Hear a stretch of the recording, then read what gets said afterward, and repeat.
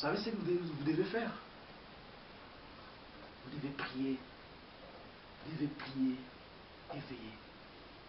Si vous faites ça, vous n'allez pas tomber dans les péchés. Alléluia. Effectivement, c'est ce qu'il avait fait. Durant tout ces 33 ans sur la terre, c'est la même chose qu'il avait fait. Prier. Veiller, cela veut dire à coller avec la parole. On a vu sa réussite, sa victoire. Et il a monté. Quel monde que tu as acheté qui t'empêche à répondre oui à l'invitation royale? La deuxième chose, la deuxième personne, il a dit, j'ai acheté mes vaches, mes bœufs, je veux les essayer, je t'ai pris, excuse-moi. Ah, c'est ça. Ce qui est... c'est un virus, moi je l'appelle ça. C'est un virus qui veut détourner beaucoup des enfants de Dieu ici, dans ce continent européen. Nos yeux regardent que les matériels. Nos yeux regardent que les matériels. Que les matériels, que les matériels. Ah, cet homme-là, il est béni. Dieu l'avait béni. Dieu l'a béni. Quand tu regardes les bénédictions que nous appelons bénédictions, les avions, les maisons, les voitures, est-ce que c'est ça la bénédiction de Dieu? Que Dieu nous dit, c'est la bénédiction de l'Éternel qui enrichit. Est-ce que c'est ça? Or, la vraie bénédiction, quand on dit cette femme est bénie de Dieu, cet homme est béni de Dieu, c'est quelqu'un qui est rempli du Saint-Esprit. Quand il marche, les démons fuient. Quand il marche, les diables tremblent. Quand ils entrent dans un endroit où il y a les démons, ils fuient. Quand ils entrent dans un train où il y a les démons, ils descendent. C'est ça être béni. Devant les tentations, il marche devant les péchés, il piétine les péchés, il vainquit les péchés. C'est ça être béni. C'est ça la vraie bénédiction. Quand tu as l'amour, quand tu as limité les soucis des autres, qu'ils soient sauvés, c'est ça être béni, bien aimé. Il a acheté ses bœufs, les matériels qu'il nous a achetés, nous avons achetés. C'est pour cela que Jésus nous a dit, il faut premièrement chercher quoi? Voilà, parce que si le royaume des cieux a pris place dans ton cœur, les vaches, les bœufs, les voitures ne te dominera jamais. C'est pour cela les Abraham, ils étaient des hommes riches matériels, riches financièrement. Mais comme ils avaient Dieu déjà dans leur cœur, toutes ces choses n'ont pas pu étouffer la présence de Dieu.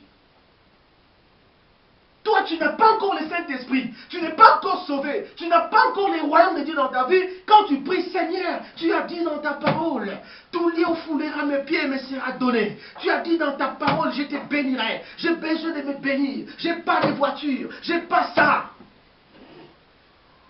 Il regarde dans ton cœur, tu n'as pas encore les premièrement. Il ne te donnera pas, il te dira non. Après, quand tu ne vois pas, tu abandonnes la foi. Le diable est sauté. Dieu restera Dieu. Si tu abandonnes ta foi, Dieu restera Dieu. Il n'est pas Dieu parce que Paul prie. Il n'est pas Dieu parce que nous le servons. Il est Dieu parce qu'il est Dieu. Avant que je prie, avant que je le serve, il était déjà Dieu. C'est lui, moi qui perds, c'est pas Dieu. C'est toi qui vas perdre le salut, bien-aimé, et éternellement. Ne soyez pas insensés quand même. Alléluia. Mais si tu as les royaumes des cieux, bien-aimé, avoir des belles voitures, c'est bien. C'est une grâce. Avoir des belles maisons, c'est une grâce. Tu vas voir, tu vas l'utiliser pour la gloire de Dieu. Et pour l'édification de son corps. Et là, tu seras, même tes descendants vont bénéficier de ça. Tu vas voir, tu ne seras pas orgueilleux. Parce que toutes ces choses ont trouvé déjà le royaume des cieux dans ton cœur. Et Jésus a dit quoi après? Et toutes ces choses vous seront données par Dieu. Et si. Alléluia.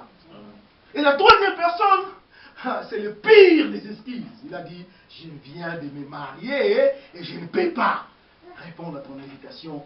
Excuse-moi. Vous savez, nous sommes déjà majeurs dans la foi. Nous savons que c'est que les mariages. Les mariages, c'est une alliance. C'est une alliance que l'homme et la femme font pour devenir une seule personne. Et quand quelqu'un dit « je viens de me marier », ça définit beaucoup de choses. Il vient de se marier avec qui? Avec quoi? On peut faire l'alliance non seulement avec une femme, avec un homme, mais on peut faire l'alliance aussi avec les diables, avec les démons, avec les choses diaboliques. avec les puissances de l'espace du diable, tu peux faire l'alliance. C'est pour cela que tu vois quelqu'un qui est contre Dieu, contre ses serviteurs. Mais oui, c'est quelqu'un qui vient de se marier. Sa femme ou son homme ne peut pas le laisser aller adorer le Seigneur. Il faut examiner très bien, bien aimé, peut-être tu as fait une alliance avec le diable sans que tu saches. Nous sommes à l'église, mais 30 ans dans l'église, 25 ans, 50 ans, nous étions des boudeurs avant 50 ans, après 50 ans, nous sommes toujours des boudeurs. Nous étions des impudiques avant 50 ans, après 50 ans, nous sommes toujours des impudiques. Il n'y a pas de changement. L'expérience, bien aimé, c'est quelqu'un qui s'est converti. C'est quelqu'un qui a tout abandonné. Et c'est quelqu'un qui a dit, Jésus, maintenant, ce n'est plus moi qui dois vivre, c'est toi. C'est ça l'expérience. Quand tu traverses, tu marches avec le Seigneur dans la crainte, dans l'obéissance, dans l'amour, tu as l'expérience. Tu ne peux pas dire que non, moi j'ai 20 ans dans le ministère pastoral, j'ai l'expérience. Quelqu'un qui a fait 1 an dans le ministère pastoral peut avoir de l'expérience avec moi qui ai fait 20 ans. Ça dépend de sa conversion, de sa fidélité envers Dieu, n'est-ce pas? Quelqu'un qui s'est converti à 20 ans, avec quelqu'un qui vient de se convertir, celui qui vient de se convertir peut avoir l'expérience. Ça dépend. La façon dont tu marches avec le Seigneur. La première personne qui a marché avec le Seigneur était Enoch. Nous connaissons la suite. Il était où Enoch? Il est monté, non? Enoch est monté parce qu'il marchait avec Dieu. Et toute sa descendance, la Bible l'appelle les fils de Dieu. Bien que les gens ont interprété ça comme les anges dessus. Non. C'était la descendance d'Enoch qui marchait avec Dieu aussi. Après, ils se sont tournés vers Dieu.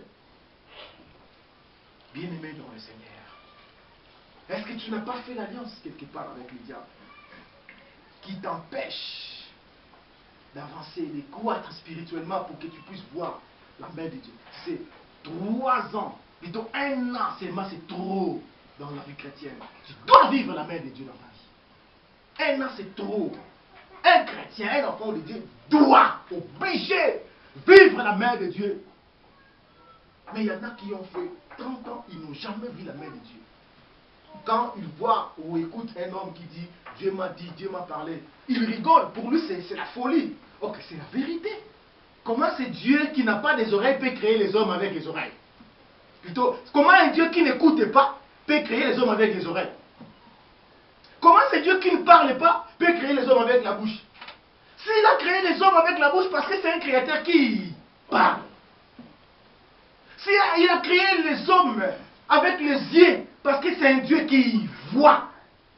S'il a créé les hommes avec les oreilles, c'est parce que c'est un Dieu qui écoute. Quand tu pries, il t'écoute, bien aimé. Il faut croire. Dieu t'écoute quand tu pries.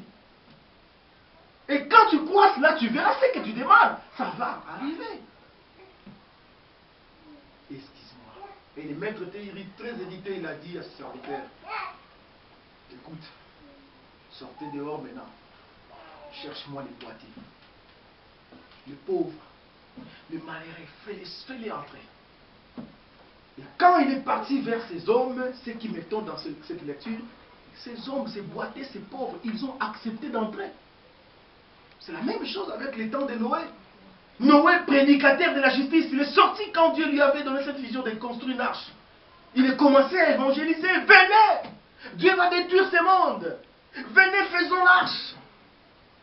Les gens n'ont pas voulu. Hein? Il a fini l'arche, il a dit quand même, entrez, la porte est encore ouverte.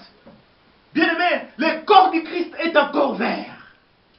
La porte du corps du Christ est encore ouverte pour que tu entres. Il te reste peu de temps parce que il nous reste peu de temps sur cette terre. Moi je sens la montée. Je sens que le Seigneur revient bientôt. Il y a quelqu'un qui m'a dit, pasteur, vos messages là, que Christ vient bientôt, on a commencé à entendre ça il y a des années, il y a des siècles même. Moi je lui ai dit, tu as raison. Mais ta raison n'a pas de sens. Tu dois savoir quand ce message a commencé à être prêché. Les week-ends commencent vendredi soir, n'est-ce pas? Vendredi à 19h, à 18h. Et samedi, le matin, on appelle ça comment?